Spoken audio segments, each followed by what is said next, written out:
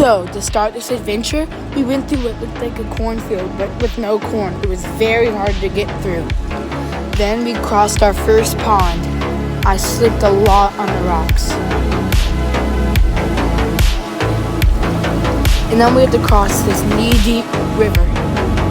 And I finished it, but then we had to get up a mud pile. And I could not find a place to get up, but then I found a place.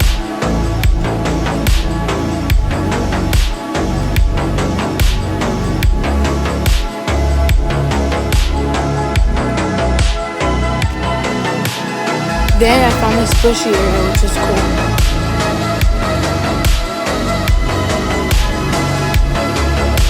Then we crossed boardwalk for the rest of the way.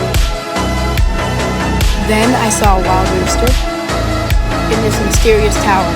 And then there it was, the waterfall.